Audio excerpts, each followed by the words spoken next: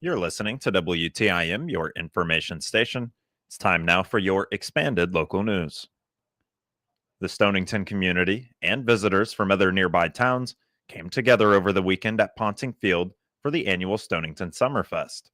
The 3-day event drew enthusiastic crowds for carnival rides, vendors, parades, performances, contests, and even a fireworks show to cap it all off. This year was the 40th edition of the Summerfest. Few people know the annual tradition better than Tara Ramsey. She was the first ever winner of the Little Miss Summerfest pageant. She says that some aspects of Summerfest have remained the same even 40 years later. A lot of it is the same. The rides, that was my favorite thing back then. I don't ride rides now, but the kids still love that. Putt-putt golf, the food vendors, we used to do a lip sync contest. That's now a talent show, but it's still a lot of fun and it brings a lot of people out. So as things change, they really do stay the same. For today's youth in Stonington, the Summerfest is a significant part of their lives. This is certainly true for Charlie White, who claims to have never missed a Summerfest. She was named Little Miss Summerfest in 2019 and visits Ponting Field often, even outside of the annual carnival. Yeah, really. This town doesn't get much. I mean, it's tiny. So when we have this festival 3 days out of 1 year, it's pretty neat. Yeah, definitely. This is actually the local park. So I'm here most of the time when I need to play, and I'm here with my siblings, and it's just a really small community and nice area to hang out during the summer. The Stonington Fire Department also plays a notable role at Summerfest. As Stephanie Rogan describes, this includes the Sunday breakfast and games for the kids on Saturday. My favorite part of it is earlier today we did, the firemen put on the kids' games. They did a water balloon fight, bucket brigade, and watermelon eating contest. We had so many kids. I'd probably say around 50 kids today that showed up and had so much fun. They got to throw the water balloons at the firemen, which is always fun. And for a small town like Stonington, 50, that's a lot. Yes. I mean, we not only from here, I mean, from Taylorville, from Blue Mount, from Mowequa, Assumption, Pana, Taylorville, Morrisonville. More information on Stonington Summerfest is available at their Facebook page. Genuine Country 94.3 WMKR broadcast live from Stonington Summerfest on Saturday afternoon.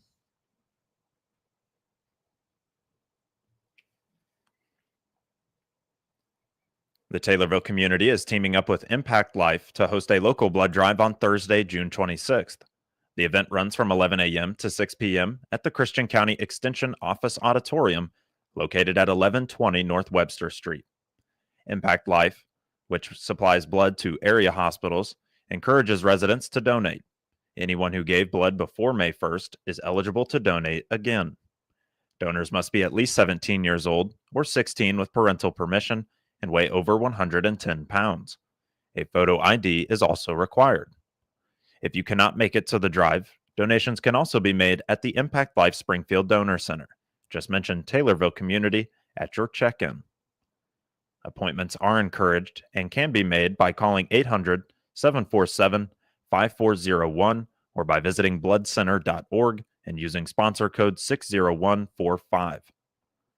All successful donors will receive an Impact Life reward, including e-gift cards or bonus points for items like this month's featured reward, which is a picnic blanket.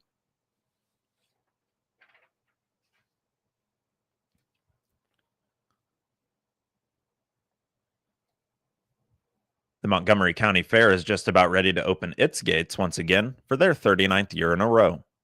Fairgoers will still have all the events, vendors, and games that they have grown to love, with some new additions to the lineup. Additionally, improvements to accessibility made around the fairgrounds should make for an easier time for those with mobility issues. Marty Benning, director of the Montgomery County Fair Board, talks some of those changes to expect this fair season. Well, this year we have 2 new classes to the pageantry. They will be on Wednesday and Thursday nights. We've added a young miss category for girls from 9 to 11. And we have added a Mr. Muscle contest, but our Mr. Muscle contest is a little bit different. The boys are going to be dressed as their favorite hero or their favorite villain. And another addition this year is on Wednesday night after the Miss Montgomery County Fair and the Young Miss Fair and Mr. Muscle are over, we will have some fireworks. We've never done that at the fair. And we've always talked about it, but this year we decided to do it. Our tractor show is changing. Kerrigan will tell you a little bit about it. The truck and tractor pull has moved. This year it'll be held on Friday evening. It will start at 6:30. Registration and weigh-ins will start in the afternoon. If you have any questions, you can contact John Stewart at 217-825-5088. Thanks to a recent grant, the Montgomery County Fairgrounds has made strides to make more buildings accessible. Benning says that projects have been slowed by recent weather, but they look forward to seeing them finished. We received a grant earlier this year and we chose to use that money to improve accessibility. As someone who needs assistance with mobility, and there's others on our fair board who are in the same boat, we felt really Passionate, maybe. passionate. Yeah. This was something that we felt we needed. And the group agreed with us that this is something that would be beneficial for all fairs, and we're going to pioneer it. We haven't been able to complete all of our plans. We plan on doing a hard surface from the road completely into the grandstand and into the refreshment area. That will come. The wet weather has slowed things down, but we have improved accessibility into the fairgrounds, or into the buildings in the fairgrounds. Livestock showings remain a key feature of this year's schedule. The Fair Board has moved certain showings to different days or times to help increase its participation. Well, we will have our usual livestock shows during the day. Sheep and goat show will be on Friday, starting at 5:00 in the evening. The beef show is on Thursday, starting at 9:00 in the morning.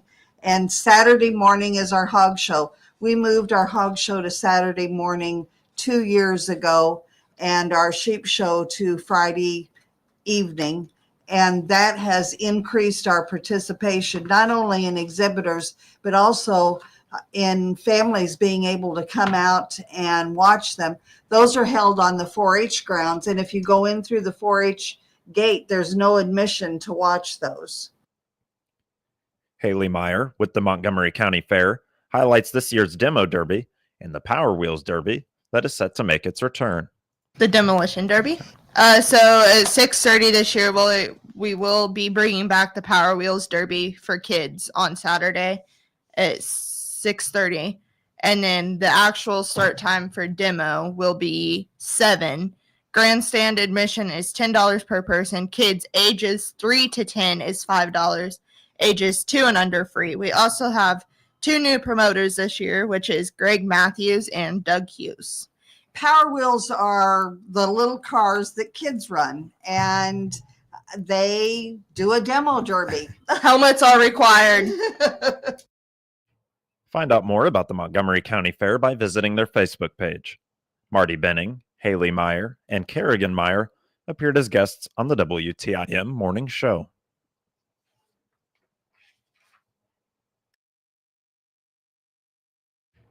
This will conclude the first portion of your expanded local news here in the 7 o'clock hour, and it's brought to you by Taylorville Community Credit Union.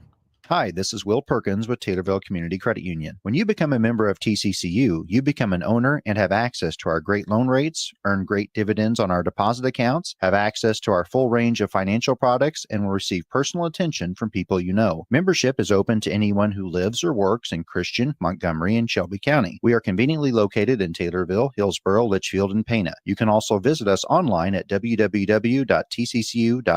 Come join us. You'll wonder why you waited. Member NCUA.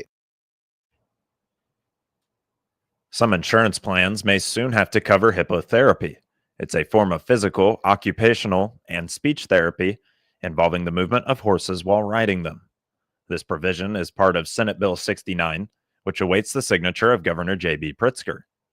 Hippotherapy is used for conditions such as autism, cerebral palsy, arthritis, head and spinal cord injuries, and behavioral and psychiatric disorders.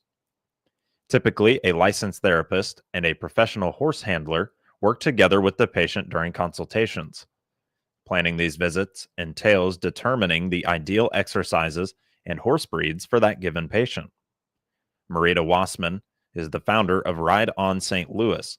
It's a nonprofit organization which provides equine services. She says clients have seen the benefits, including improved health and physical capabilities, along with an increased sense of engagement. In some cases, these outcomes can arrive far sooner than more traditional forms of therapy. Senate Bill 69 passed the Illinois Senate unanimously in April and is followed by the House in late May. Again, it's awaiting the signature of Governor Pritzker.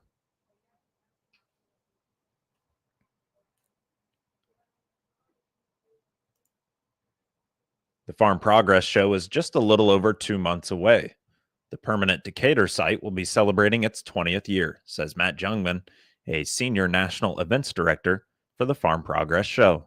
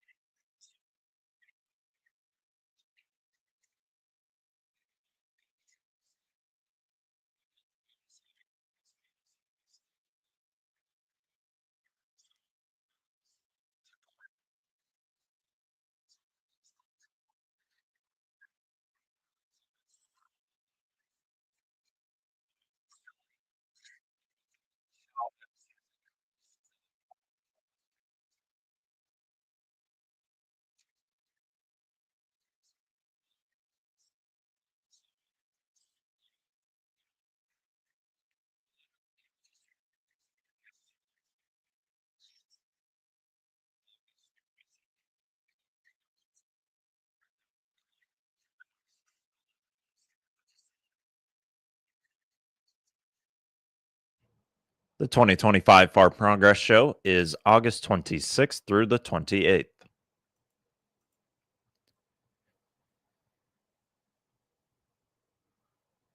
The Citizens Utility Board reports that the highest utility rate could actually be coming this summer. According to the CUB, Nicor Gas plans to increase prices by over $300 million, meaning prices could more than double this summer. And the same goes for Ameren, as the utility giant continues its push for $134 million worth of a gas hike. Jim Chilson, the communication director at the CUB, says enough is enough.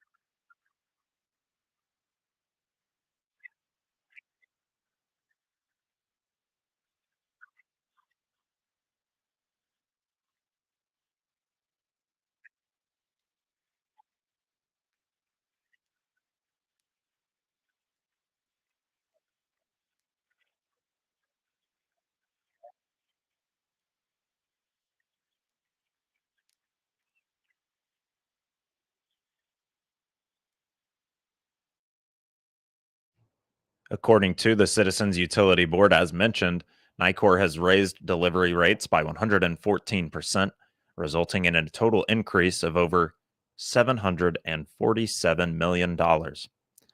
Meanwhile, Ameren, Illinois has increased gas rates by over $200 million, or more than 50%.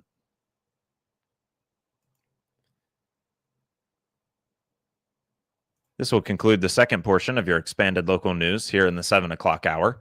It's brought to you by C&B Bank and Trust.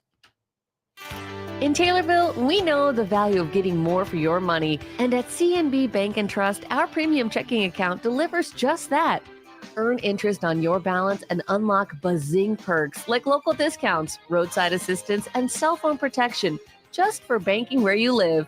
Stop by our Taylorville branch today and experience banking with extra benefits.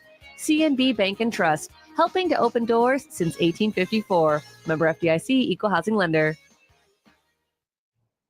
Moving now to obituaries, which can be found at TaylorvilleDailyNews.com and are brought to you by Sutton Memorial Home. When it comes to organizing your life, Sutton Memorial Home in Taylorville has some words of advice. Consider pre-planning your funeral. The death of a loved one can be a traumatic event in people's lives, and you can spare your family the burden of planning a funeral when they are grieving. Sutton Memorial Home knows that establishing a pre-arrangement assures that important decisions and your personal selection are made in advance and spares your family an additional burden at their time of loss. Sutton Memorial Home in Taylorville. Caring is what they do best. 65-year-old Thomas Eugene Durbin of Morrisonville died on June 11th. Visitation is June 16th from 1 p.m. until 3 p.m. at Sutton Memorial Home in Taylorville. Funeral service will be June 16th at 3 p.m. at Sutton Memorial Home in Taylorville. Burial will be at Havel Cemetery. Funeral arrangements are being handled by Sutton Memorial Home in Taylorville.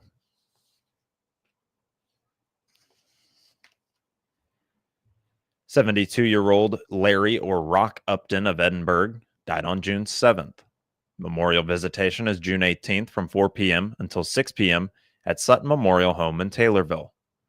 Cremation rights have been accorded, and funeral arrangements will be handled by Sutton Memorial Home in Taylorville.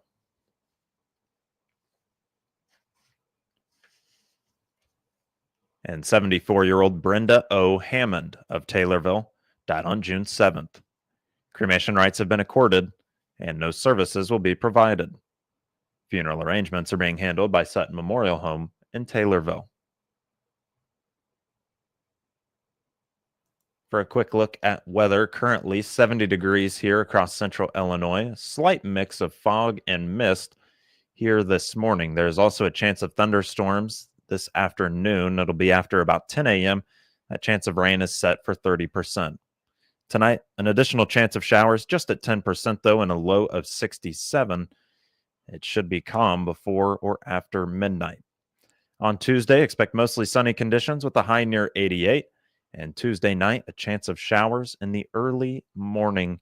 You're listening to WTIM, your information station, and our expanded local news here in the 7 o'clock hour. This is Blaine Cornwell with Prairie State Insurance. Running a commercial business today can be extremely complex.